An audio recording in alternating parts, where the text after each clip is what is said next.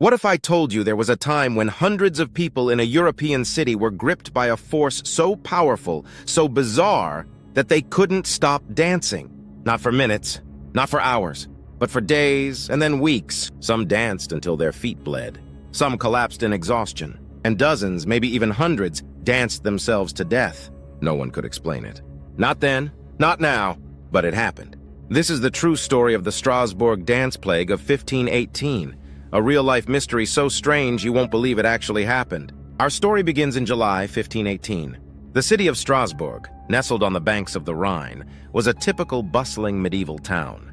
It was a hot, tense summer. Europe was still reeling from famine, disease, and religious unrest. The people of Strasbourg lived hard lives, caught between the church, local rulers, and the looming threat of plague. Most worked long hours just to survive, hoping the next harvest wouldn't fail, praying to escape sickness, and trying to find some sense of stability in a chaotic world. But nothing could have prepared them for the madness about to erupt. It started innocently enough. On a seemingly ordinary morning, a woman known as Frau Trophäa walked out into the street. She started to dance. No music played. She didn't stop for hours. People stared, confused, maybe even a little amused. Surely she'd tire and go home, but she didn't. As day faded to night, Frau Trophäa kept dancing. Her movements were frantic, wild. She seemed trapped, unable to rest, to eat, to sleep. She collapsed only to rise again and continue, as if some invisible hand was forcing her to move. Her feet became battered and bloody, but she carried on. Within days, something truly unsettling happened. Others began to join her. First a handful, then dozens. Within a week, reports say over 30 people were gripped by the same uncontrollable urge to dance, non-stop, day and night. The city watched in horror as neighbors, friends, even strangers joined the growing throng.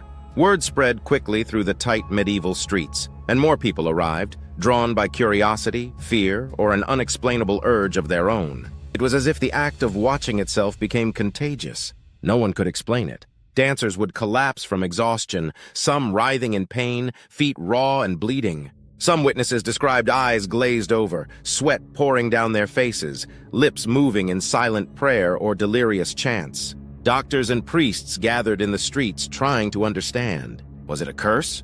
A disease? Religious mania? Mass hysteria? The city council was desperate for answers. The spectacle was drawing crowds, rumors, panic. By the end of the month, over 400 people had joined the strange procession. Men, women, even children. Some joined voluntarily, others claimed they felt forced, unable to resist some mysterious compulsion. The city's churches filled with relatives praying for deliverance, while the afflicted remained lost in their exhausting, unstoppable dance. And still, the dancing didn't stop. What do you do when hundreds of people are literally dancing themselves to death? The city's leaders turned to the best minds of their age. Doctors declared it was hot blood, a medical imbalance caused by the summer heat, or perhaps by too much excitement. Their prescription? More dancing.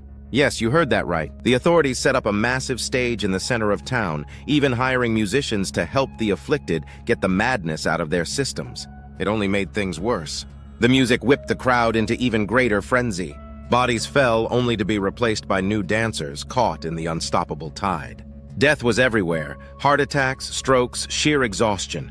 The chronicles describe a scene out of a nightmare, one that lasted not hours or days, but over a month. By some accounts, up to 15 people a day were dying at the height of the madness. Yet new dancers still appeared, some collapsing mid-step, others pushed on by something no one could see or name. So what really happened in Strasbourg in 1518? How did an entire city become gripped by such a bizarre phenomenon? For centuries, historians and scientists have debated the cause of the dance plague. Let's break down the leading theories. Ergot poisoning. One popular explanation: the dancers were victims of ergotism, poisoning from a hallucinogenic fungus that grows on rye, the main grain in medieval bread. Ergot contains chemicals similar to LSD, and outbreaks were known to cause convulsions, hallucinations, and madness. Sounds plausible, right? But there's a catch. Ergot poisoning usually causes muscle spasms and pain, not coordinated rhythmic dancing. And why would it strike in such a focused, contagious way? It's a theory but doesn't quite fit. Mass hysteria, mass psychogenic illness. Another leading theory, mass hysteria, or what scientists now call mass psychogenic illness. In times of extreme stress, like war, famine, plague, groups can experience collective delusions, even physical symptoms, triggered by suggestion and fear. This wasn't the only outbreak of dancing mania. Similar events happened across medieval Europe, from Aachen to Basel to Italy. But none were as dramatic as Strasbourg. This theory fits the context. 1518 was a year of hardship, starvation, disease, and religious terror. People sought miracles and saw signs everywhere. The mind, under enough strain, can produce extraordinary effects. There are cases of laughter epidemics, fainting spells, and even animalistic behaviors sweeping through communities in times of collective trauma. Religious mania and St. Vitus's curse in the Middle Ages. The cult of St. Vitus was strong in Strasbourg. He was said to protect against epilepsy and dancing mania. Some believed the afflicted had been cursed or possessed, and that only prayer and pilgrimage to St. Vitus's shrine could save them. Desperate for a cure, many dancers were eventually taken to a mountaintop chapel dedicated to St. Vitus. There, the madness finally seemed to break. But why would religious belief produce such intense physical symptoms? The power of faith, fear, and suggestion can't be underestimated in a world where miracles and curses felt very real, and the unknown was often more terrifying than the plague itself. Think about it.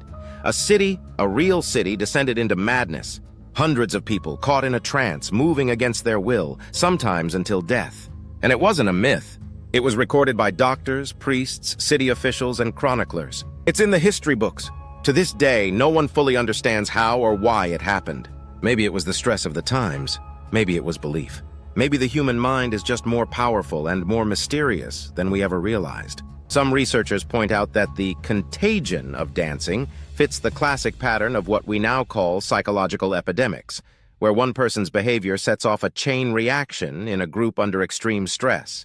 In a sense, Strasbourg was a pressure cooker, and when Frau Trophea started to dance, she might have simply been the first to crack. Eventually, the outbreak burned itself out. The music stopped. The crowds faded. Some survivors returned to their lives, forever changed. Others didn't make it. The city of Strasbourg tried to forget, but the story lived on.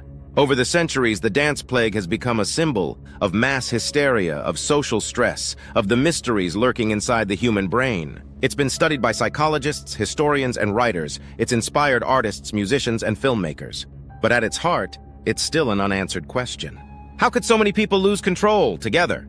And could it ever happen again? If you think this could never repeat itself, remember, collective panic, fear, and strange contagious behaviors still show up today. Just look at modern social media frenzies, viral trends, and flash mobs. The seeds of collective madness are still inside us all. So, the next time you hear a catchy tune and you feel your feet start to move, remember Strasbourg 1518. Sometimes the truth really is stranger than fiction. If this story blew your mind, hit that like button, subscribe for more sharp stories from the edge of history, and drop a comment. What wild, true event should we cover next? Let's grow smarter together.